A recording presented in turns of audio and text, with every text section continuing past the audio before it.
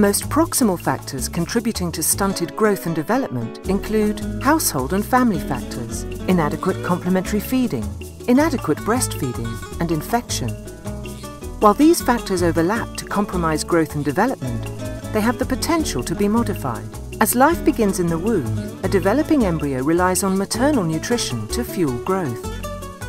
As the pregnancy progresses and after birth, this fuel becomes more important.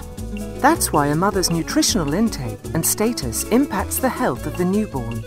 Within the home environment, several contextual economic and caring determinants can be associated with stunted growth. Poor maternal nutrition sets physical and biological limits for offspring growth and may constrain normal growth trajectories and later reproductive health. Fetal growth restriction increases the risk of neonatal deaths, and for survivors, it contributes to stunting. Pregnancy during adolescence interferes with nutrient availability.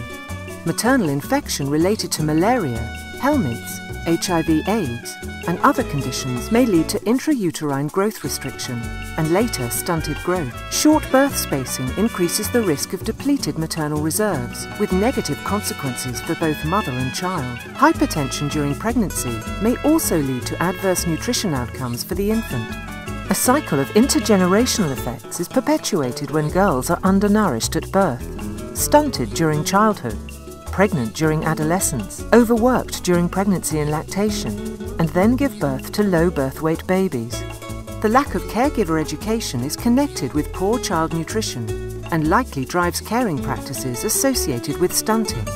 A child's dietary intake may be affected by caregiver neglect or absence. Inadequate child stimulation can interact with poor nutrition to impede development through multiple pathways. Even when food is available in the household, it may be allocated preferentially to certain members, with harmful implications for vulnerable age and gender groups. Around the age of 6 months, an infant's need for energy and nutrients exceed what can be provided by breast milk alone, and complementary foods are necessary to meet those needs. If foods complementing breast milk are not introduced or given inappropriately, an infant's growth will falter. 3 aspects of complementary feeding represent its direct contribution to stunted growth and development: poor quality foods, inadequate practices, poor food safety, and unclean water. Inadequacies may arise from low dietary diversity, limited or no intake of animal source foods, and high anti-nutrient content such as phytates and polyphenols in the plant-based diets of many poor populations. Dietary diversity may be limited by access and affordability of higher quality foods. Inadequate feeding practices include infrequent feeding, excessively diluted milk, inadequate feeding during illness, providing insufficient quantities of food, and non-responsive feeding. Inadequate feeding during illness may be due to a loss of appetite and refusals by the infant. Non-responsive feeding patterns may arise from misinterpretations of infant cues. Infrequent feeding may be due to a caregiver's time constraints. In households where both mother and father work outside the home, reliance upon neighbours or other family members may limit caregivers' ability to carry out their infant feeding intentions. Unsafe food and water relate primarily to the infection pathway of stunted growth, but may also contribute through inorganic contaminants and environmental pollutants. Household-level hygiene practices such as hand washing, safe water source and storage, as well as sanitary conditions, affect the risk of diarrhea and other morbidities interfering with growth. Complementary foods can be harmful if stored in the open air, or in contaminated containers, or left at temperatures supporting microbial growth. Food preparation techniques, such as inadequate cleaning or cooking time, can also increase the risk of contamination. Unsafe preparation and storage of foods may arise from limited access to electricity, poor access to cooking fuel, or difficulty in accessing sufficient quantities of safe water for proper hygiene practices. Growth faltering can also occur through exposure to mycotoxins, such as aflatoxin, particularly via maize and groundnuts contaminated during production, storage, or food processing. So how do you give babies the proper start, even if nutrition hasn't been the maternal focus from conception? WHO recommends initiation of breastfeeding within 1 hour of birth, exclusive breastfeeding of infants until 6 months of age, and continued breastfeeding until 2 years of age or older.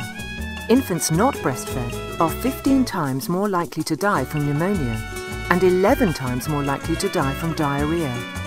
Similarly, all-cause mortality is 14 times higher for infants not breastfeeding. Currently, worldwide, only 38% of infants under the age of 6 months are exclusively breastfed. The data for continued breastfeeding up to 24 months are also discouraging. Delayed initiation of breastfeeding and non-exclusive breastfeeding under 6 months all increase the risk of morbidity, which can compromise growth in disadvantaged populations. There is also a risk of death due to common illness, with removal of passive immunity provided by human milk. Another cause of stunting is infection. Infection in childhood can be a critical proximal cause of both stunted growth and development. Diarrheal disease, respiratory illnesses, malaria, fever and helminth infestation are known determinants that adversely impact child growth. It has been estimated, for example, that 25% of the burden of stunting could be attributed to 5 or more episodes of diarrhea before the age of 2 years.